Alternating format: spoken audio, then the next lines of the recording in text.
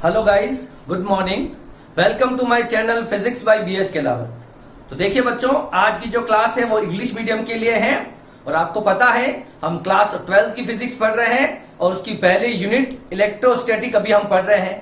और अभी जो रनिंग में हमारा जो चैप्टर है वो इलेक्ट्रोस्टैटिक का चैप्टर नंबर 4 इलेक्ट्रिकल कैपेसिटेंस है। ठीक है, तो इलेक्ट्रिकल कैपेसिटेंस पर अभी तक हम टोटल 3 लेक्चर्स कर चुके हैं और उन तीनों लेक्चर्स में हमने क्या क्या पढ़ा है तो आपको पता होना चाहिए कि पहले लेक्चर में मैंने आपको कंडक्टर, इंसुलेटर्स, फ्री इलेक्ट्रॉन्स और बाउंड इलेक्ट्रॉन का कंसेप्ट समझाया था। ठीक है, और जो सेकंड लेक्चर था उसमें मैंने आपको डाई इलेक्ट्रिक के बारे में समझाया था। किसके बारे में? डाई इलेक्ट्रिक के बारे में। तो डाई इलेक्ट्रिक क्या था? जो इंसुलेटर्स होते हैं, डाई इलेक्ट्रिक एक इंसुलेटर सी होते हैं। तो क्या मतलब हुआ? अगर डाई इलेक्ट्रिक इंसुलेटर से, इसका मतलब उसमें चार्ज फ्लो नहीं हो सकता और इलेक्ट्रिसिटी फ्लो नहीं हो सकती, तो फिर इसका नाम डाई इलेक्ट्रिक क्यों है? तो ये डाई इलेक्ट्रिक जो होते हैं, है ना, वो इंसुलेटर्स ही होते हैं, मगर जब हम इन डाई इलेक्ट्रिक को एक्सटर्नल इलेक्ट्रिक फील्ड में रखते हैं ना, तो वो इलेक्ट्रिकल बिहेवियर शोज करते हैं। क्या करते हैं? इलेक्ट्रिकल बिहेवियर शो करते हैं। मतलब जैसे ही हम किसी डाई इलेक्ट्रिक सब्सटेंस को एक्सटर्नल इलेक्ट्रिक फील्ड में रखेंगे तो पोलराइजेशन होगा और उस डाई इलेक्ट्रिक मटेरियल की सरफेस पर चार्ज इंड्यूस्ड हो जाएंगे, जिसके कारण उसके अंदर एक इलेक्ट्रिक फील्ड बनेगा जो किसके अपोजिट होगा? एक्सटर्नल फील्ड के अपोजिट एक इलेक्ट्रिक फील्ड बनने लगेगा, जिससे नेट इलेक्ट्रिक फील्ड कम हो जाता है।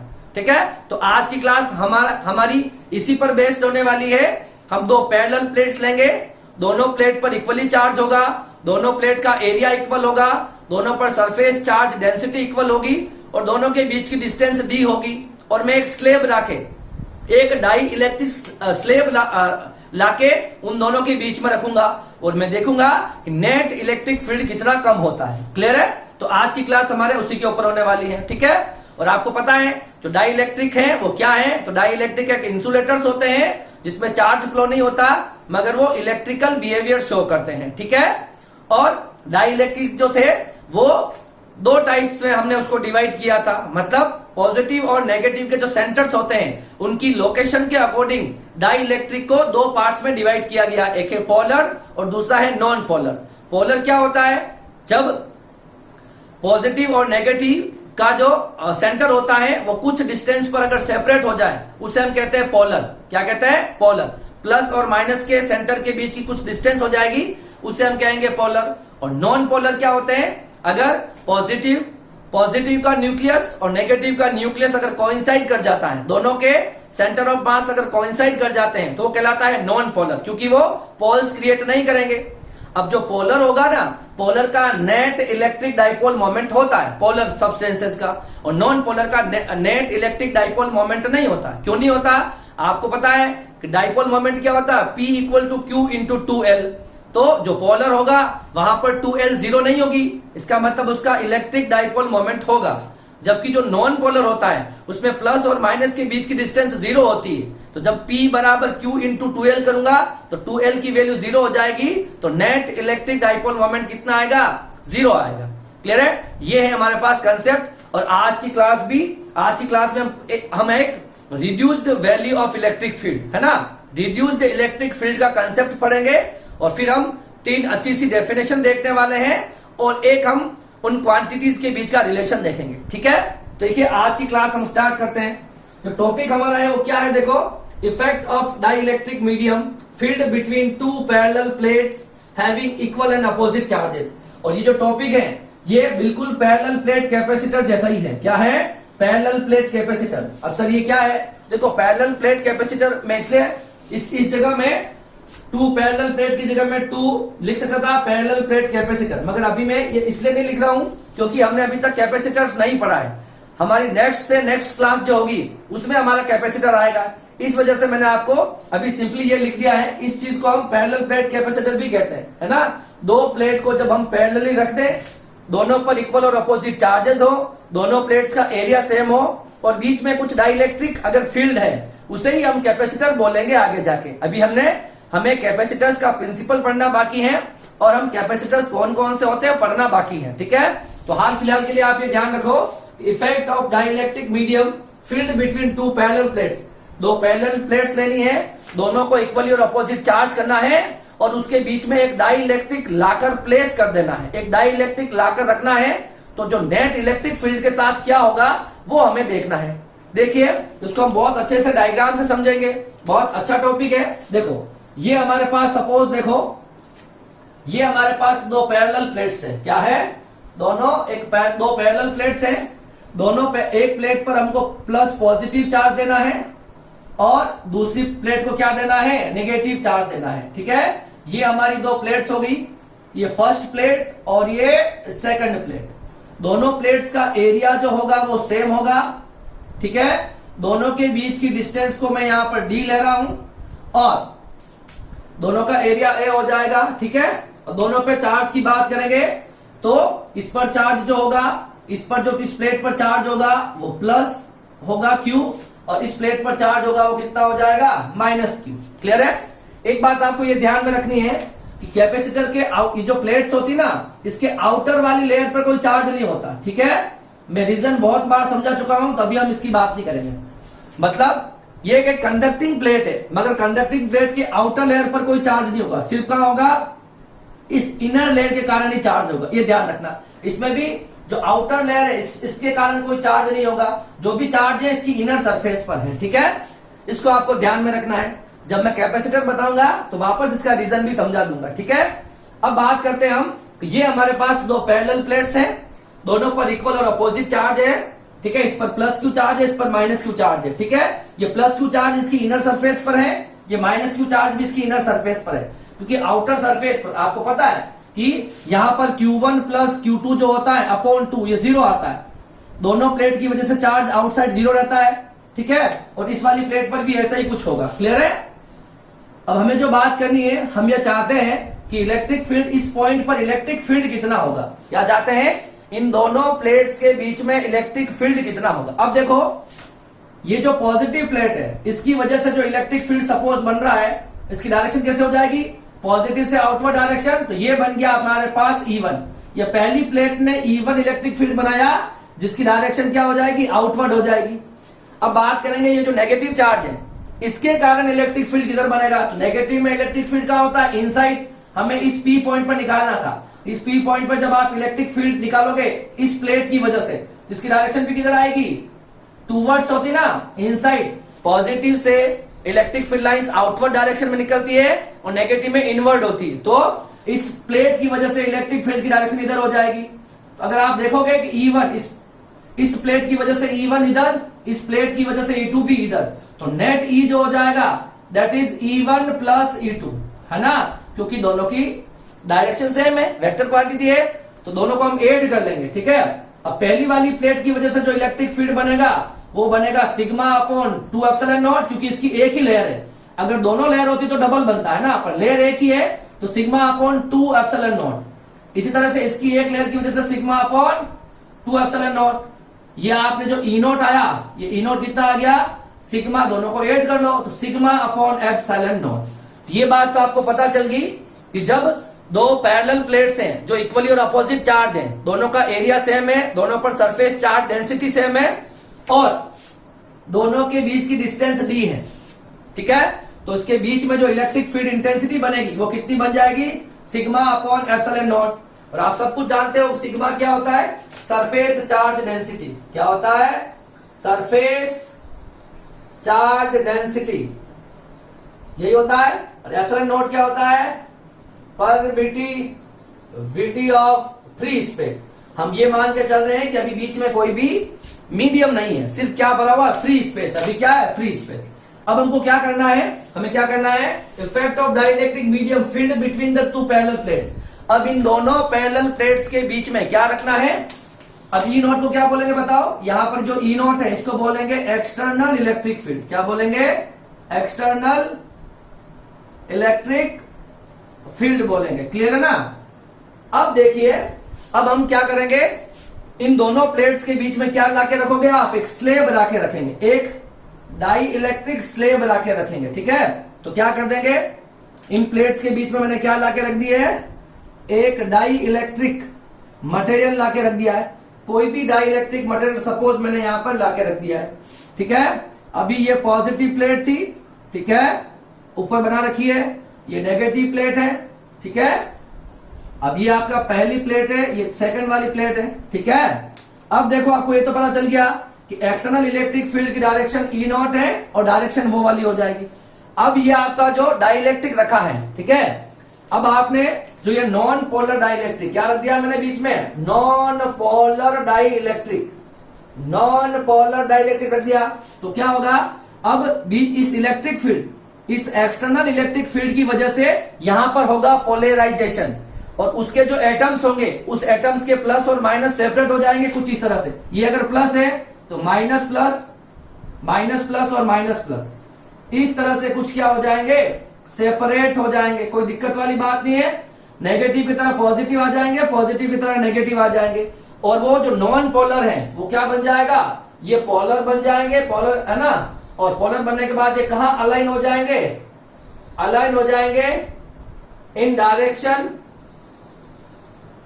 Direction of E not, external electric field की डायरेक्शन में अलाइन हो जाएंगे। देखो ये सारे क्या बन गए, पहले नॉन पोलर थे एटम, और वो एटम क्या हो गए, पोलर बन गए। पोलर क्यों बने कि देखो इस एक्सटर्नल इलेक्ट्रिक फील्ड ई लगेगा, जब पॉजिटिव और नेगेटिव चार्जेस पे फोर्स लगेंगे, पॉजिटिव चार्ज इलेक्ट्रिक फील्ड की डायरेक्शन में मूव करने की ट्राई करेगा और नेगेटिव चार्ज इलेक्ट्रिक फील्ड के अपोजिट, तो इस तरह से हो जाएगा।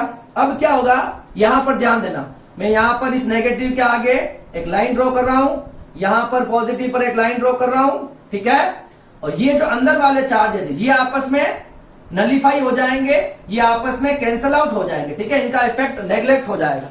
तो कुल मिला के जो नेट बचेगा लास्ट में, देखो मैं यहां छोटा सा डायग्राम वापस और बनाऊंगा, यहां पर जो नेट बचेगा ये आपके पास टोटल प्लस बच जाएंगे, ठीक है, और ये हमारे पास क्या बच जाएगा, माइनस बच जाएगा। ये टोटल नेगेटिव चार्ज इधर आ जाएंगे, जो ये वाले नेगेटिव चार्ज, और ये वाले पॉजिटिव चार्ज बीच वाले तो कैंसिल हो जाएंगे। अब देखो यहां पर क्या हो रहा है, यहां पर हुआ है पोलराइजेशन। क्या हुआ बताओ, यहां पर क्या हुआ, अंदर दोनों सरफेस पर हुआ है पोलराइजेशन। क्या हुआ है, पोलराइजेशन हुआ है, और इसकी सरफेस पर प्लस और माइनस चार्ज इंड्यूस हो चुके हैं। अब आपको पता है कि आपका जो एक्सटर्नल इलेक्ट्रिक फील्ड पहले ई नॉट था, तो अब देखो इस स्लैब के अंदर, ये आपकी जो डाइलेक्ट्रिक स्लैब है, इस स्लैब के अंदर प्लस से माइनस एक इलेक्ट्रिक फील्ड बन जाएगा ईपी। क्या बन जाएगा, पोलराइज्ड, एक पोलराइजेशन के कारण एक इलेक्ट्रिक फील्ड ईपी बन गया है। क्या बन गया है, ईपी बन गया है। अब देखो इसका जो नेट इलेक्ट्रिक फील्ड है इस स्लैब के अंदर, अब देखो ई नॉट तो एक्सटर्नल हो गया, ईपी हो गया, इसके अंदर जो इंड्यूस्ड हुआ है, जो नेट इलेक्ट्रिक फील्ड जो बचेगा, ध्यान से देखना, बहुत इंपॉर्टेंट फॉर्मूला आ रहा है यहां से, नेट इलेक्ट्रिक फील्ड ई जो बचेगा, external electric field E naught और induced electric field EP, due to polarisation. तो अब इसके अंदर इलेक्ट्रिक फील्ड जो बचेगा वो कितना बचेगा, इसके अंदर जो बचेगा वो बचेगा E equal to E naught minus EP. देखो ई नॉट जो होगा, ध्यान से सुनना, ई नॉट होगा वो ईपी से हमेशा ज्यादा होगा। E naught is always greater than EP. क्यों, क्योंकि देखो ये सारे चार्जेस तो यहाँ पे होते हैं, पर इसमें जो इंडक्शन होता है, पोलराइजेशन होता है, इसमें बीच वाले चार्जेस नलिफाई हो जाते हैं, तो थोड़े है ना, तो इन चार्जेस से जो ये चार्जेस जो बचते हैं इनका इफेक्ट इसके कंपेयर में तो कम ही होगा ना, क्योंकि इतने सारे चार्ज तो मतलब उनका इफेक्ट जीरो हो गया। यहाँ पर जो माइनस बचेंगे, यहाँ पर जो प्लस बचेंगे, ये इस प्लेट पर प्लस माइनस के कंपेयर में हमेशा कम होंगे। इसी वजह से ई नॉट जो होगा वो अंदर इलेक्ट्रिक फील्ड से ज्यादा होगा। E naught is always greater than EP. इसी वजह से जब हम यहाँ इलेक्ट्रिक फील्ड अब निकालेंगे, तो स्लेब आपने इलेक्ट्रिक फील्ड ई नॉट लगाया, स्लेब को अंदर रख दिया, तो इसके अपोजिट एक इलेक्ट्रिक फील्ड ईपी बना, और अब जो ई बचेगा, दोनों की डायरेक्शन अपोजिट है, तो ई नॉट माइनस ईपी। अब इसको बोलते हैं, इस ई नॉट को देखो ध्यान से, इस ई को क्या बोलते हैं, ई इक्वल टू क्या आया, ई नॉट माइनस ईपी। इसको बोलते हैं reduced value of electric field. बहुत इंपॉर्टेंट कंसेप्ट है, reduced value of electric field, ठीक है। इसी पर बेस्ड आगे हम डेफिनेशंस पढ़ने वाले हैं। अब देखिए क्या हुआ, जो हमने ये जो टॉपिक क्या कह रहा था, मतलब आपने दो पैरेलल प्लेट्स ली, दोनों पर इक्वल और अपोजिट चार्जेस हैं, ठीक है। अब उस प्लेट के बीच में अभी जो इलेक्ट्रिक फील्ड है दैट इज ई नॉट, मैंने बता दिया ई नॉट कितना हो गया, sigma upon epsilon not, fine. अब उस एक्सटर्नल इलेक्ट्रिक फील्ड में हम क्या रखते हैं, उन प्लेट्स के बीच में हम डाई इलेक्ट्रिक स्लेब रखते हैं। एक non polar dielectric slab रखा, तो नॉन पोलर में प्लस और माइनस कोइंसाइड हो जाते हैं पहले, तो अब उस एक्सटर्नल इलेक्ट्रिक फील्ड की वजह से उनके एटम्स के प्लस माइनस पर फोर्सेस लगेंगे, दोनों कुछ डिस्टेंस पर सेपरेट हो जाएंगे, माइनस इधर आ जाएंगे, प्लस उधर चले जाएंगे, ठीक है। इस प्लेट की पॉजिटिव प्लेट होगी, यहां पर माइनस आ जाएंगे, इंड्यूस हो जाएंगे, और इस माइनस पर प्लस इंड्यूस हो जाएंगे, बीच वालों का इफेक्ट नलिफाई हो जाएगा। इसका मतलब ई नॉट हमेशा अंदर बनने वाले ईपी से ज्यादा होगा, मगर नेट इलेक्ट्रिक फील्ड तो कम हुआ। पहले ई नॉट लग रहा था, मान लो ई नॉट लग रहा था, मान लो 50, क्या लग रहा था 50 वोल्ट पर मीटर। इंडक्शन हुआ, पोलराइजेशन हुआ, इसके अपोजिट इलेक्ट्रिक फील्ड बन गया सपोज 30 वोल्ट पर मीटर, तो भी जो ई कितना बच गया 20 बचा, तो भी पहले ई नॉट था 50, अब ई बचा हमारे पास 20, तो इलेक्ट्रिक फील्ड रिड्यूस तो हुआ ना, डिक्रीज हुआ, बस यही हम पढ़ना चाहते थे। तो दो पैरेलल प्लेट हैं जो इक्वल और अपोजिटली चार्ज हैं, उसमें अगर हम कोई डाई इलेक्ट्रिक स्लेब रखेंगे ना, तो उसका नेट इलेक्ट्रिक फील्ड क्या हो जाएगा, कम हो जाएगा। उसकी वैल्यू कितनी हो जाएगी, ई नॉट माइनस ईपी, और इस ई नॉट को क्या बोलते हैं, एक्सटर्नल इलेक्ट्रिक फील्ड, ईपी को क्या बोलते हैं, induced electric field inside the dielectric slab, और ई जो होगा वो ई क्या हो जाएगा, reduced value of electric field. तो ये हमारे पास ई की क्या हो जाएगी, वैल्यू हो जाएगी। क्लियर है? आपको याद होगा कि हमने जो थर्ड चैप्टर के स्टार्ट में एक टॉपिक पढ़ा था, behaviour of conductor between the electric field. जब हम इलेक्ट्रिक फील्ड के बीच में किसी कंडक्टर को रखते हैं तो उसके बिहेवियर के बारे में देखा था। अगर इसी जगह, इस डाई इलेक्ट्रिक की जगह कंडक्टर होता ना, तो हमेशा ये ई नॉट और ईपी बराबर आता है। क्यों आता है, क्योंकि उसमें चार्ज फ्लो कर जाएंगे, तो सारे माइनस इधर आ जाएंगे, सारे प्लस इधर आ जाएंगे। कब तक आते रहेंगे, जब तक कि अंदर बनने वाला इलेक्ट्रिक फील्ड इस ई नॉट के बराबर नहीं हो जाता। इसी वजह से एक्सटर्नल इलेक्ट्रिक फील्ड में किसी कंडक्टर के इनसाइड जो इलेक्ट्रिक फील्ड होता है वो जीरो होता है, मगर ये कंडक्टर नहीं है, ये क्या है, ये डाई इलेक्ट्रिक सब्सटेंसेस है। और डाई इलेक्ट्रिक सब्सटेंसेस क्या होते हैं, ये एक तरह के इंसुलेटर्स ही होते हैं, जो क्या करते हैं, चार्ज इसमें फ्लो नहीं होता, मगर देखो इसके अंदर इलेक्ट्रिक फील्ड बना है, तो ये इलेक्ट्रिक इफेक्ट को शो करते हैं। इसी वजह से इनको डाई इलेक्ट्रिक कहते हैं। और डाई इलेक्ट्रिक दो टाइप्स के होते हैं, polar and non polar. Clear है? तो ये जो था बेसिक कंसेप्ट, इसमें मैंने आपको ये फॉर्मूला मैं आपको बताना चाह रहा था, ठीक है। अगर ये फॉर्मूला अगर आपको समझ में आ गया हो तो फिर इसे आप कॉपी करो, फिर मैं आपको कुछ डेफिनेशन बता के फिर हम आगे कंटिन्यू करते हैं, ठीक है।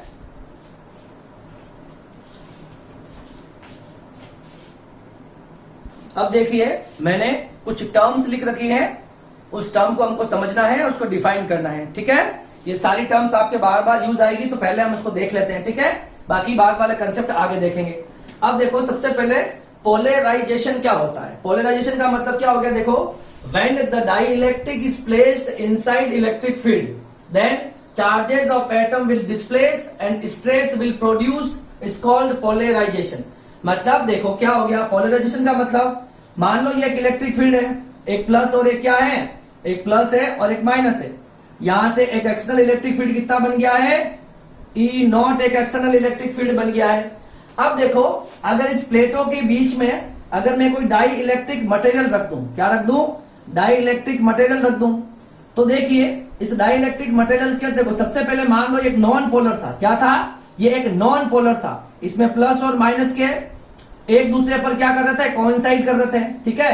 तो पहले ये क्या था, पहले ये नॉन पोलर था, ठीक है, मगर इस नॉन पोलर को आपने कहां रख दिया है, एक्सटर्नल इलेक्ट्रिक फील्ड में रख दिया है। एक्सटर्नल इलेक्ट्रिक फील्ड में जब आपने इसको प्लेस कर दिया तब क्या होगा, अब देखो ये प्लस से माइनस इलेक्ट्रिक फील्ड बनेगी, ये प्लस तो मूव करेगा इधर, माइनस करेगा इधर, तो बाद में क्या बन जाएगा, ये माइनस इधर आ जाएगा, प्लस इधर आ जाएगा, आ गया है। तो अब देखो पहले प्लस और माइनस के बीच की डिस्टेंस 2l थी, वो कितनी थी, 0 थी, कितनी थी, 0 थी।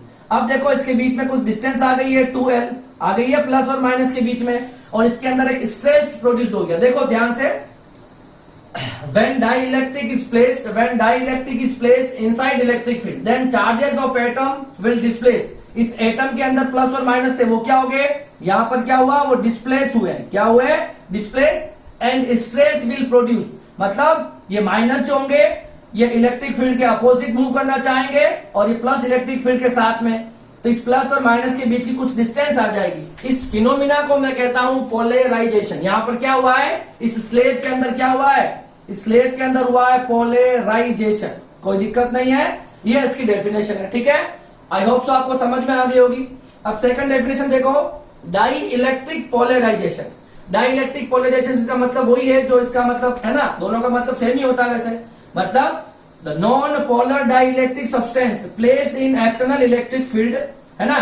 तो क्या हुआ, जब हमने किसी नॉन पोलर को एक्सटर्नल इलेक्ट्रिक फील्ड में रखा है, ठीक है, तो उसके एटम में पहले इसका मुझे बताओ डाइपोल मोमेंट कितना है इसका डाइपोल मोमेंट 0 है, क्योंकि प्लस और माइनस के बीच की डिस्टेंस 0 है। और जैसे ही आपने इस स्लैब को लाके इलेक्ट्रिक फील्ड में रखोगे तो इस प्लस और माइनस कुछ डिस्टेंस पर सेपरेट हो जाएंगे। तो अब देखो इसका इलेक्ट्रिक डाइपोल मोमेंट कभी भी 0 नहीं होगा, ठीक है।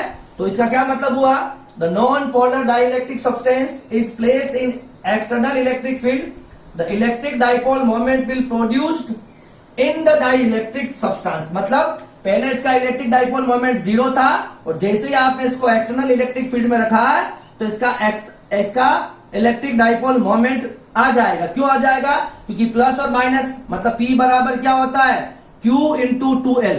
तो Q तो ऑलरेडी था, है ना, मैग्नीट्यूड तो था चार्ज का, पर बीच की कुछ डिस्टेंस यहाँ पे 0 थी। तो आप जब एक्सटर्नल इलेक्ट्रिक फील्ड में रखोगे तो इसके बीच की कुछ डिस्टेंस आ जाएगी। तो इसके अंदर ये इलेक्ट्रिक डाइपोल मोमेंट का क्रिएट होना कहलाता है डाई इलेक्ट्रिक पोलराइजेशन। मतलब जब किसी डाई इलेक्ट्रिक को आप एक्सटर्नल इलेक्ट्रिक फील्ड में रखते हो तो सब्सटेंस के अंदर एक net electric dipole moment create हो जाता है और इस फिनोमिना को हम कहते हैं डाई इलेक्ट्रिक पोलराइजेशन। क्लियर है। तो दोनों टर्म आपको बहुत अच्छे से समझ में आनी चाहिए, ठीक है, दोनों इंपॉर्टेंट है। अब चलते हैं हम पॉइंट नंबर 3 पर, dielectric breakdown. Dielectric breakdown का क्या मतलब है, सपोज ये मार्कर मेरे पास है, अभी ये इंसुलेटर्स है, इसको मैं कहीं इलेक्ट्रिक फील्ड में रख दूं तो एक लिमिट तक तो ये इंसुलेटर की तरह बिहेव करेगा, मगर जैसे जैसे मैं इलेक्ट्रिक फील्ड की वैल्यू जो है बहुत ज्यादा बढ़ा दूंगा तो एक समय ऐसा आएगा जब ये अपनी स्ट्रेंथ को खो देगा, फिर वो इंसुलेटर कंडक्टर बन जाएगा। क्यों बनेगा, क्योंकि जो आउटर मोस्ट ऑर्बिट के जो इलेक्ट्रॉन्स है उस पर इतना ज्यादा इलेक्ट्रिक फील्ड लगेगा कि वो एनर्जी गेन करके कहां चले जाएंगे, ऑर्बिट से इजेक्ट होके बाहर चले जाएंगे और बहुत सारे इलेक्ट्रॉन्स हो जाएंगे। समझ में आ रहा ना, मतलब मैं ये कह रहा हूं कि एक इंसुलेटर है, अगर इस इंसुलेटर को मैं किसी बैटरी से कनेक्ट कर दूं तो इसके अंदर करंट फ्लो नहीं होगा, पर उसकी एक लिमिट होती है।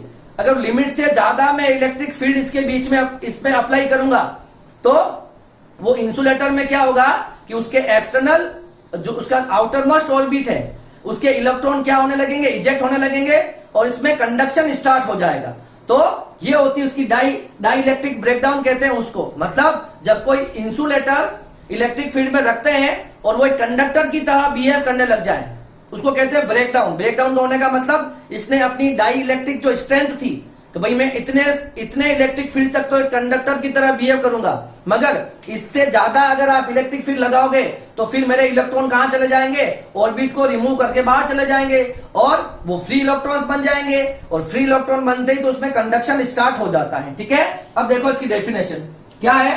When a high electric field is applied on dielectric medium, क्या हुआ, हम एक हाई इलेक्ट्रिक फील्ड क्या अप्लाई करते हैं डाई इलेक्ट्रिक मीडियम में, then electron from its outer most orbit start becoming free, उसकी आउटर मोस्ट ऑर्बिट के इलेक्ट्रॉन होंगे वो फ्री होना स्टार्ट हो जाते हैं, and that dielectric not behave as conductor, फिर वो डाई इलेक्ट्रिक कंडक्टर की तरह बिहेव नहीं करेगा क्योंकि उसमें कंडक्शन स्टार्ट हो जाएगा, and the phenomena is known as dielectric breakdown, है ना। डाई इलेक्ट्रिक का मतलब है इंसुलेटर, क्या है, इंसुलेटर, उसका ब्रेकडाउन हो जाता है, वो इंसुलेटर फिर इंसुलेटर नहीं रहता है, उसकी उस मैक्सिमम स्ट्रेंथ को हम बाद में क्या बोलेंगे, डाई इलेक्ट्रिक स्ट्रेंथ। ठीक है, इसको बोलते हैं डाई इलेक्ट्रिक ब्रेकडाउन, मतलब वो इंसुलेटर एक कंडक्टर की तरह बिहेव करने लग जाएगा क्योंकि हम इलेक्ट्रिक फील्ड क्या देंगे, हम इलेक्ट्रिक फील्ड बहुत ज्यादा लगाएंगे तो उसका इंसुलेशन ब्रेक डाउन हो जाएगा, मतलब अब वो इंसुलेटर की तरह बिहेव नहीं करेगा।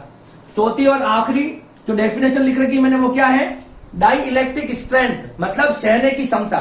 मैं कह रहा हूं ये अगर इंसुलेटर है तो ये कब तक इंसुलेटर बना रहेगा, मैं बोल रहा हूं अगर इस पर मैं 2 इंटू 10⁵ वोल्ट पर मीटर का इलेक्ट्रिक फील्ड लगाऊंगा, तब तक तो ये इंसुलेटर है। इससे ज्यादा लगाऊंगा, इसके इलेक्ट्रॉन क्या हो जाएंगे, इसके इलेक्ट्रॉन फ्री होना स्टार्ट हो जाएंगे और एक कंडक्टर की तरह बिहेव करने लग जाएगा। तो उसकी वो मैक्सिमम लिमिट जहां तक वो इंसुलेटर बना रहता है उसको उसकी डाई इलेक्ट्रिक स्ट्रेंथ कहते हैं।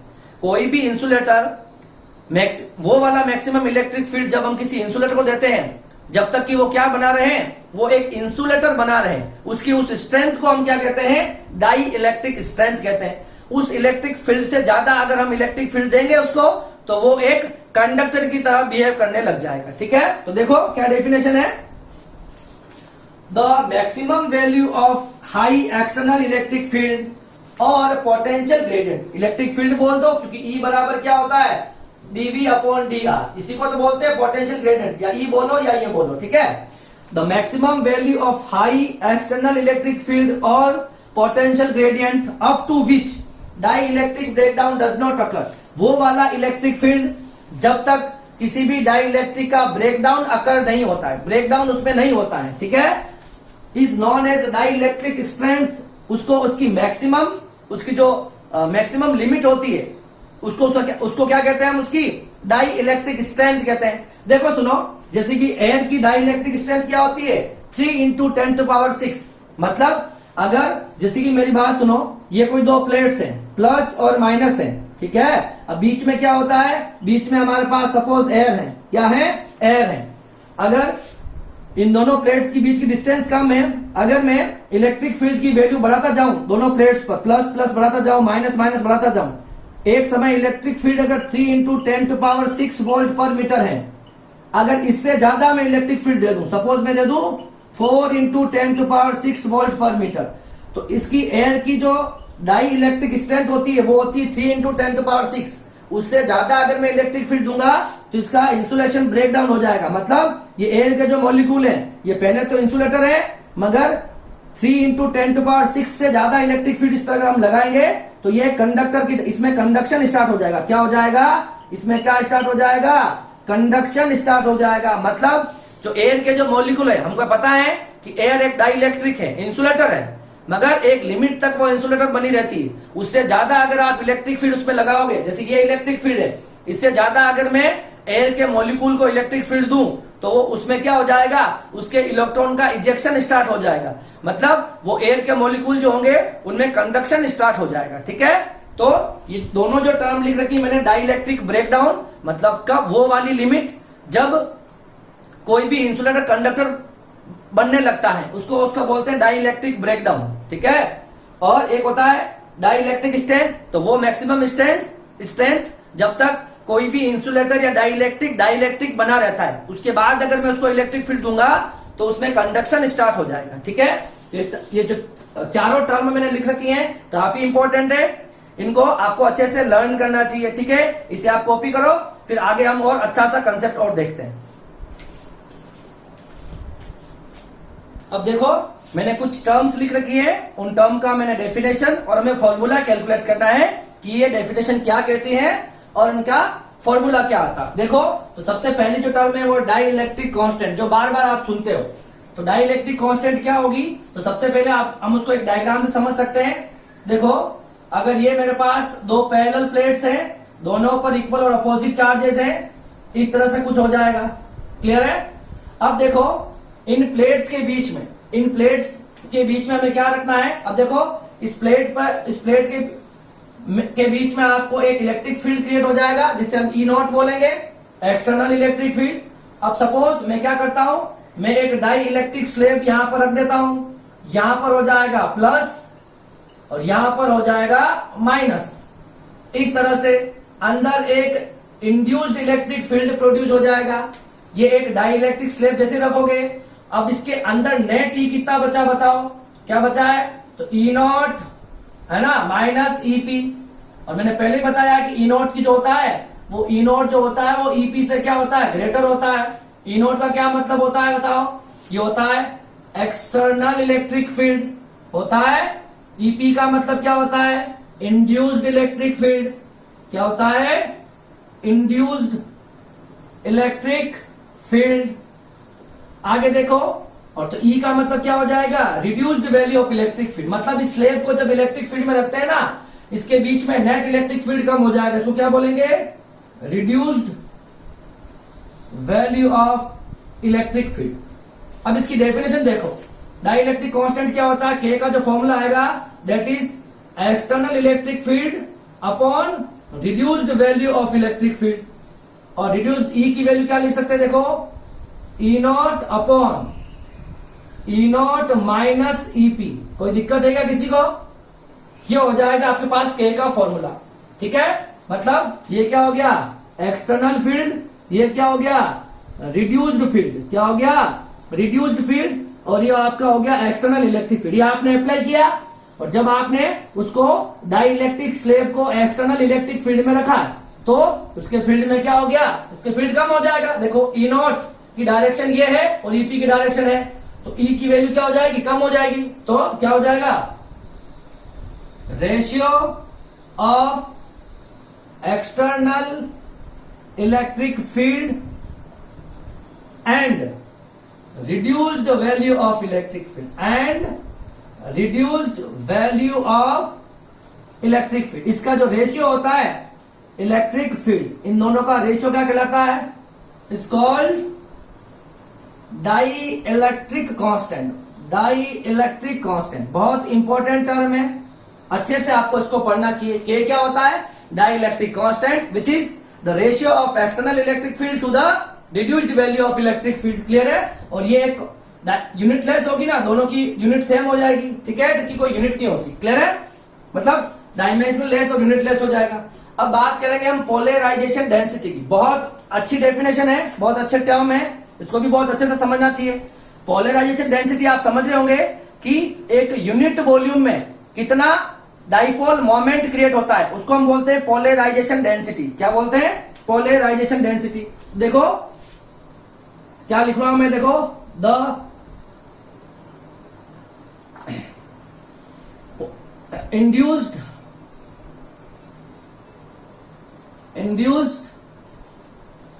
dipole moment in a unit volume of a dielectric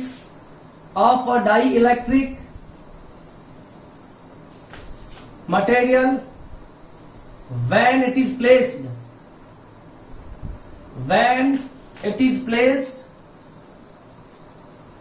in external electric field,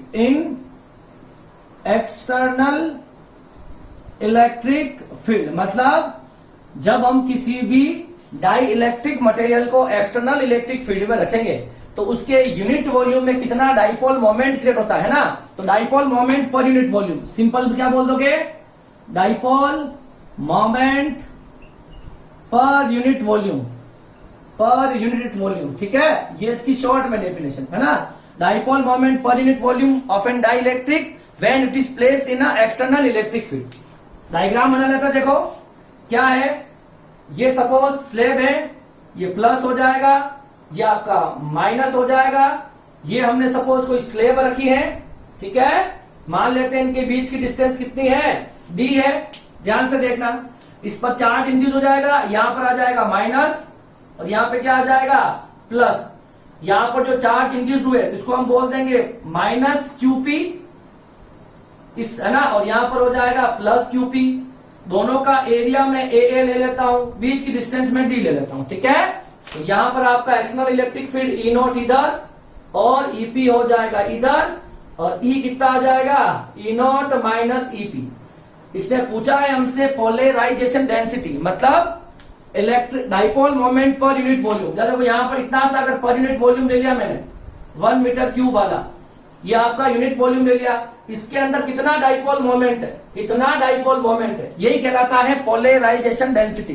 तो मतलब क्या हो जाएगा, देखो P बराबर क्या हो जाएगा, ठीक है, तो ऊपर dipole moment per unit volume, तो ऊपर आ जाएगा डाइपोल मोमेंट अपॉन वॉल्यूम। तो P क्या हो जाएगा बताओ, डाइपोल मोमेंट का फॉर्मूला क्या होता है बताओ, P बराबर क्या होता है, Q इंड्यूस चार्ज कितना है, तो ये लिख देता हूं QP इंटू इसके बीच की डिस्टेंस बताओ दोनों के, प्लस क्यूपी और माइनस क्यूपी के बीच की डिस्टेंस कितनी होगी, डी। डी दे रखी ना, तो ये हो जाएगी मेरे पास किसकी, डाइपोल मोमेंट की वैल्यू। ठीक है, ओके, डाइपोल मोमेंट ये हो जाएगा मेरे पास। अब देखो यहां पर डाइपोल मोमेंट इसकी वैल्यू, ठीक है, स्मॉल पी की, जो भी आप कहना चाहो। और वी कितना हो जाएगा, वॉल्यूम बताओ। इस प्लेटों का एरिया और उसके बीच की डिस्टेंस डी को मल्टीप्लाई कर दो, आ जाएगा volume. Area into distance between the plate is known as volume. And what is dipole moment, charge into distance, है ना, the product of charges and distance between them. तो यहां पर क्या आ जाएगा, देखो ये आ जाएगा क्यूपी इंटू डी और नीचे आ जाएगा ए इंटू डी। तो इस डेफिनेशन से तो फॉर्मूला बना है, ये बन गया ये। अब देखो इसी फॉर्मूले को मैं क्या करता हूं, डी से डी कैंसिल कर देता हूं, एक नया फॉर्मूला आ गया मेरे पास। देखो P बराबर क्यूपी अपॉन ए। तो पोलराइजेशन डेंसिटी का एक और डेफिनेशन क्या हो जाएगी, है ना, induced charge per unit area. ये हो गया क्यूपी का मतलब हो गया इंड्यूस्ड चार्ज, है या नहीं है, इंड्यूस्ड चार्ज, और ये हो जाएगा एरिया, सरफेस एरिया। तो induced charge per unit surface area, per unit surface area, ये इस फॉर्मूले से डेफिनेशन बन गई। और अब आपको पता हो तो सिग्मा क्या होता है, सिग्मा पी लिखना चाहूं, सिग्मा बराबर क्यू अपॉन ए होता है या नहीं होता, बताओ। सिग्मा बराबर, यहां पर इंड्यूस्ड की बात कर रहा हूं तो induced surface charge density, sigma बराबर क्यू अपॉन ए, सरफेस चार्ज डेंसिटी पता है, सिग्मा बराबर क्यू बाई ए। तो यहां पर क्यू बाई ए को क्या लिखा जा सकता है, क्या लिखा जा सकता है, क्यू बाई ए को सिग्मा पी लिखा जा सकता है। क्या लिखा जा सकता है, सिग्मा पी लिखा जा सकता है। तो ये इसका पहला फॉर्मूला, ये इसका सेकंड और इसका थर्ड फॉर्मूला। अब यहां से हम क्या कर रहे हैं, एक छोटी सी चीज निकाल लेते हैं। और देखो मैं ये P की वैल्यू ऊपर लिख रहा हूं, P कितना हो गया, QP इंटू डी, और वॉल्यूम कितना हो गया, एरिया इंटू डी। ये दोनों टर्म में ऊपर लिख रहा हूं, इसको मैं यहां से मिटाता हूं। अब मैं यहां पे छोटी सी चीज लिख रहा हूं, देखो reduced value of electric field, क्या निकाल रहा हूं, reduced value of E. Reduced value of E कितनी आती है, हमें पता है वो कितना होता है, E equal to E naught minus EP. ठीक है, तो E equal to E naught का ई नॉट, ईपी का क्या हो जाएगा बताओ, ईपी क्या हो जाएगा, sigma P upon epsilon not, होगा या नहीं होगा। इसके बीच में जो इलेक्ट्रिक फील्ड बनेगा ये वाला, ये कितना होगा, sigma P upon epsilon not. अरे दो प्लेटों के बीच में E कितना बनता है, सिग्मा अपॉन एप्सिलॉन नॉट, दोनों प्लेटों के बीच में। मगर इंडक्शन की वजह से इन दोनों के बीच में ये जो E बनेगा EP, इस EP की वैल्यू क्या हो जाएगी बताओ, sigma P upon epsilon not बनेगी कि नहीं बनेगी। यहां मैं लिख देता हूं, EP की वैल्यू कितनी होगी, sigma P upon epsilon naught. और सिग्मा पी किसके इक्वल है बताओ, सिग्मा पी इक्वल है पी के। तो E equal to E dot P upon epsilon naught. ये आपके पास reduced value of electric field का एक और फॉर्मूला आ गया। ठीक है, आगे जरूरत होगी इसकी, reduced value of electric field. Clear है, दोनों टर्म आपको बहुत अच्छे से क्लियर होनी चाहिए। ठीक है, पहली है डाइलेक्ट्रिक कांस्टेंट और दूसरी है पोलराइजेशन डेंसिटी। डेंसिटी का मतलब dipole moment per unit volume. ठीक है, एक यूनिट वॉल्यूम में कितना डाइपोल मोमेंट क्रिएट हुआ है वो पोलराइजेशन डेंसिटी को बताता है। और एक्सटर्नल इलेक्ट्रिक फील्ड और रिड्यूस्ड इलेक्ट्रिक फील्ड के रेशियो को हम कहते हैं डाई इलेक्ट्रिक कांस्टेंट। फाइन, ये से कॉपी करो, फिर हम दो टर्म और पढ़ लेते हैं। अब देखिए जो नेक्स्ट डेफिनेशन है वो किसकी है, इलेक्ट्रिकल ससेप्टिबिलिटी। ठीक है, इसका सिंबल जो होता है साई होता है और ये क्या कहता है। ठीक है, तो सबसे पहली कंडीशन है if the electric field is not large. देखो इलेक्ट्रिक फील्ड ज्यादा लार्ज होगा तो जो हम इलेक्ट्रिक फील्ड के बीच में जो डाई इलेक्ट्रिक स्लेब रखेंगे उसका इंसुलेशन या डाई इलेक्ट्रिक ब्रेकडाउन हो जाएगा। इसका मतलब उसमें कंडक्शन स्टार्ट हो जाएगा, फिर वो डाई इलेक्ट्रिक तो रहेगा ही नहीं। तो अभी हम बात कर रहे हैं इलेक्ट्रिकल ससेप्टिबिलिटी, जो बात हम करेंगे डाई इलेक्ट्रिक के लिए।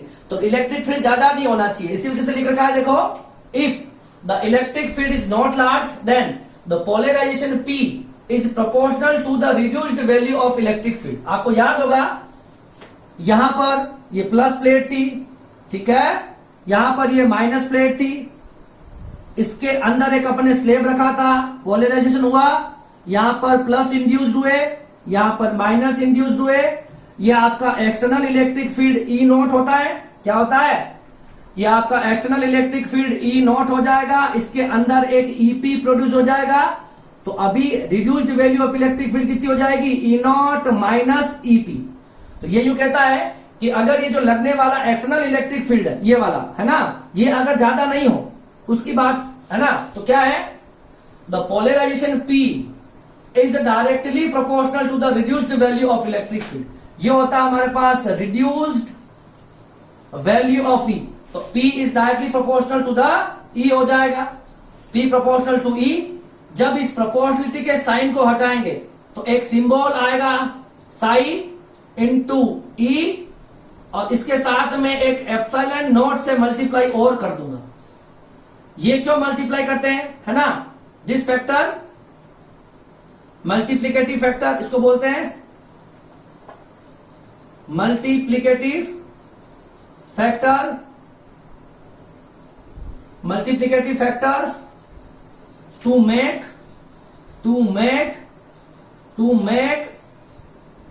Electrical susceptibility dimensional less.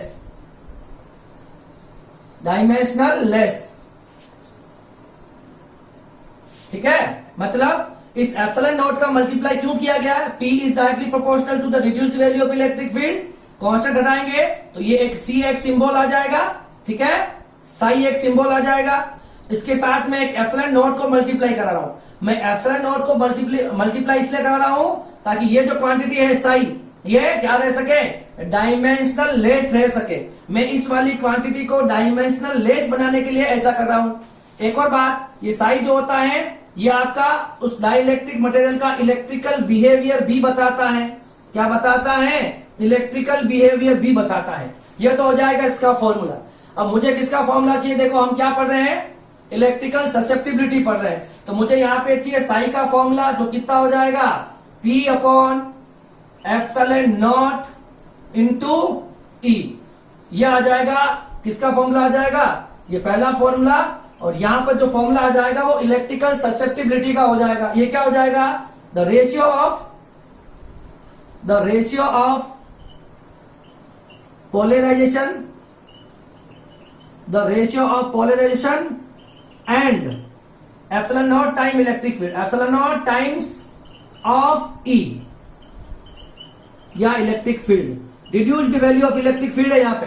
तो क्या हो जाएगा? इलेक्ट्रिकल ससेप्टिबिलिटी का formula definition, the ratio of polarization and epsilon naught times of reduced value of electric field. मतलब इन दोनों का रेशियो, पोलराइजेशन और epsilon naught times reduced value of electric field का जो रेशियो होगा वो आपकी इलेक्ट्रिकल ससेप्टिबिलिटी कहलाएगा।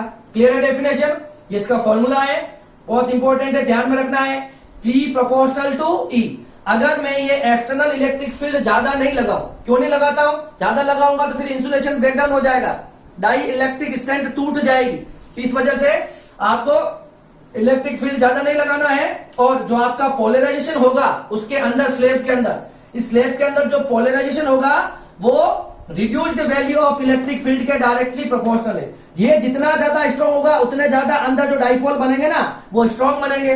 जब मैं इस प्रोपोर्शनलिटी के साइन को हटाऊंगा तब एक कांस्टेंट आएगा, इसको बोलते हैं हम साई। ये क्या हो जाएगा? ये एक प्रोपोर्शनलिटी कांस्टेंट हो जाएगा। ठीक है, अब देखिए ये मेरी एक डायमेंशनल लेस क्वांटिटी होनी चाहिए। इस वजह से मैं किससे मल्टीप्लाई कर दूंगा? इसको एप्सिलॉन नॉट से मल्टीप्लाई कर दूंगा। ये हो गई। ये साई जो है ये आपको इलेक्ट्रिकल ससेप्टिबिलिटी क्या बताता है? इलेक्ट्रिकल बिहेवियर बताता है। यहां से अगर आपको साई का फॉर्मूला चाहिए तो P upon epsilon not into E। तो इन दोनों का रेशियो कहलाता है इलेक्ट्रिकल ससेप्टिबिलिटी। ठीक है, ये आज की थर्ड डेफिनेशन हो जाएगी। अब देखिए फोर्थ और इंपॉर्टेंट, हमको एक रिलेशन देखना है किसके बीच में? K मतलब डाई इलेक्ट्रिक कांस्टेंट K, और एक हो जाएगा मेरे पास इलेक्ट्रिकल ससेप्टिबिलिटी। इन दोनों के बीच में रिलेशन देखना है। बताओ क्या हो जाएगा? हमें पता है ये formula, reduced value of electric field का formula E equal to E naught minus EP। अब E equal to this is E naught, EP का फॉर्मूला क्या होता है बताओ? E इक्वल टू क्या होता है, सिग्मा अपॉन एप्सिलॉन डॉट, दो प्लेट्स के बीच में इलेक्ट्रिक फील्ड। आपको याद होगा जस्ट इससे पहले जब मैंने आपको पोलराइजेशन डेंसिटी बताया, जब सिग्मा पी को किसके बराबर लिख सकते हैं हम, पी के बराबर। अब देखिए यहां से पी की वैल्यू क्या आई बताओ, यहां से पी की वैल्यू मेरे पास क्या आ गई, epsilon naught psi E upon epsilon naught आ गई। ये कैंसिल हो गया। इस ई नॉट को मैं क्या करूंगा, इस ई नॉट को मैं यहीं पर रखूंगा और इस वाली टर्म को इधर ले आऊंगा। देखो ध्यान से, ये माइनस का इधर आके किस में हो जाएगा, प्लस में हो जाएगा। यहां से मैं क्या कॉमन ले सकता हूं, ई को कॉमन लूंगा तो 1 प्लस साई बचेगा। मैं इस ई को नीचे ट्रांसफर कर दूं तो E naught upon E which is 1 plus psi. और आपको ध्यान होगा सबसे पहला डाई इलेक्ट्रिक कॉन्स्टेंट के जो होता है वो कितना होता है, external electric field and reduced value of electric field, इसका जो रेशियो होता है ये आपका होता है डाई इलेक्ट्रिक कांस्टेंट का फॉर्मूला। सबसे पहला फॉर्मूला हमने यही पढ़ा है, तो क्या आ जाएगा, यहां हो जाएगा के 1 प्लस साई, क्या आ गया, के 1 प्लस साई। के क्या हो जाएगा, के क्या हो जाएगा, डाई इलेक्ट्रिक कांस्टेंट, और साई क्या हो जाएगा, इलेक्ट्रिकल ससेप्टिबिलिटी। ठीक है, तो ये आज की क्लास के कंटेंट थे।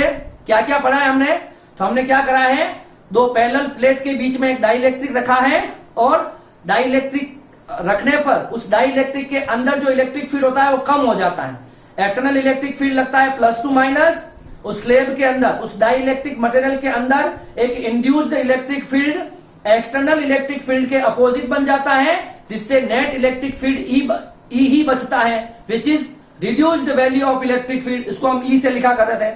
उसके बाद में हमने कुछ डेफिनेशन देखी है और लास्ट में हमने 3 टर्म देखी है। पहला हमने देखा डाई इलेक्ट्रिक कांस्टेंट के, फिर हमने देखा पोलराइजेशन डेंसिटी पी, और फिर हमने देखा इलेक्ट्रिकल ससेप्टिबिलिटी साई, और लास्ट में हमने के और साई में रिलेशन देखा है। क्लियर है, तो आज की क्लास के लिए इतना ही। अब हम मिलेंगे नेक्स्ट क्लास में, जहां से हमारा जो चैप्टर का नाम है इलेक्ट्रिकल कैपेसिटेंस, तो हम इलेक्ट्रिकल कैपेसिटेंस को पढ़ना स्टार्ट कर देंगे। और इलेक्ट्रिकल कैपेसिटेंस के बाद में बचता है हमारे पास टाइप ऑफ कैपेसिटर। हम कैपेसिटर का प्रिंसिपल पढ़ेंगे और टाइप ऑफ कैपेसिटर पढ़ेंगे और ये चैप्टर खत्म हो जाएगा। ठीक है, तो अभी तक जितना भी पढ़ाया है उसके बारे में आपको अच्छे से पता होना चाहिए कि ये डाई इलेक्ट्रिक्स क्या होते हैं, reduced value of electric field क्या होती है। क्लियर है, फिर हम कल से स्टार्ट करेंगे कैपेसिटेंस का कंसेप्ट। कैपेसिटेंस पढ़ने के बाद टाइप ऑफ कैपेसिटर हम स्टार्ट करेंगे। ठीक है, तब तक के लिए थैंक यू सो मच। अब हम मिलेंगे नेक्स्ट क्लास में।